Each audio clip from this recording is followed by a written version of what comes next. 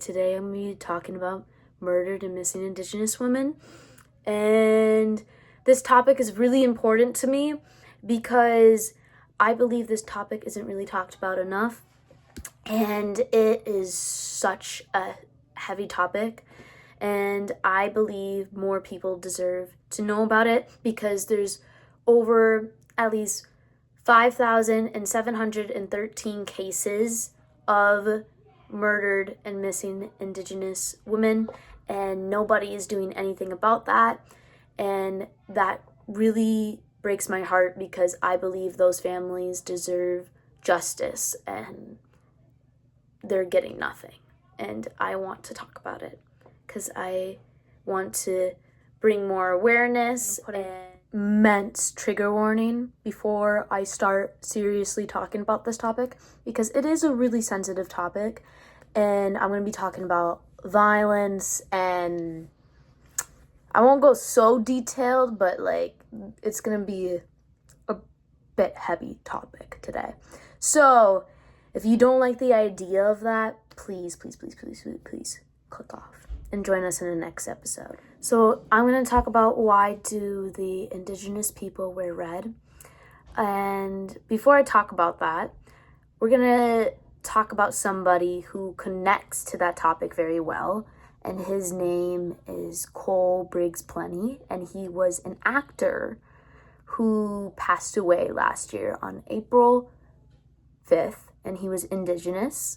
And he was an actor of the prequel of Yellowstone, which was 1923, and he was brutally murdered after he was declared missing March 31st, and he was brutally murdered, like I said, and his hair got cut off, and he had many stab wounds and all that stuff.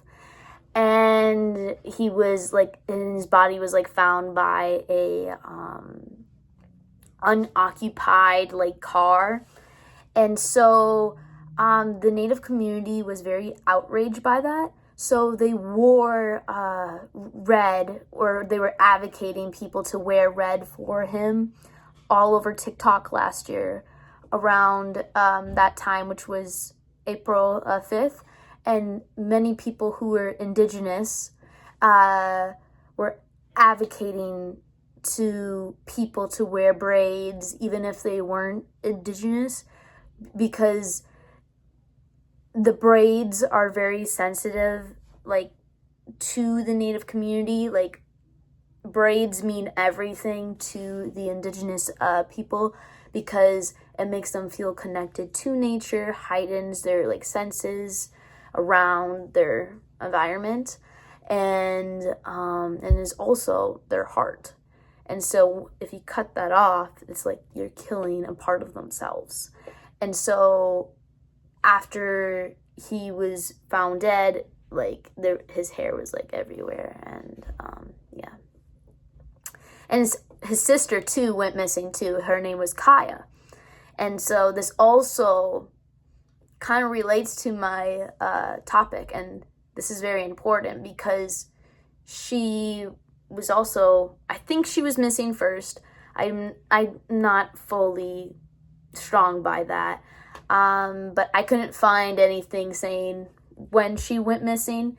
I just found out she just was also dead too, but she wasn't as popular as Cole was, and so this connects to my topic very well. Why do the Indigenous people wear red? It's because they're tired of not having that justice, and they want answers, and they're tired of getting nothing and having to wait for 2 weeks, and then you find out that they're dead. It's unreasonable, and they're not doing anything to give that support to the Native American community, and it's doing nothing. So yeah. And also the highest, I'm gonna put the text here for the numbers and stuff for highest states. It is New Mexico, Arizona, and Washington are the most highest states for missing and murdered Indigenous women.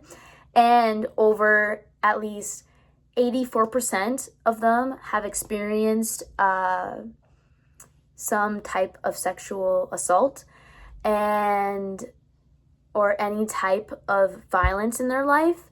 And so to me, that's very sad because these people deserve to have justice and that shouldn't happen. And their life expectancy is like cut short, is like worse than like anybody in the United States. What the red handprint means is basically like bringing awareness for those missing Indigenous women or girls. Basically for the hand, what the hand symbolizes. So like over the mouth is basically just shutting the woman up. And like the color red symbolizes blood and violence. Okay, Miigwech, thank you for watching this episode of Native American Society. I am so proud of you for listening to me, and I'm so grateful that you were able to sit down and took time out of your day to listen to my facts. And I hope you have a Washte day. And Gabby Campbell is out, and Toki Ashte.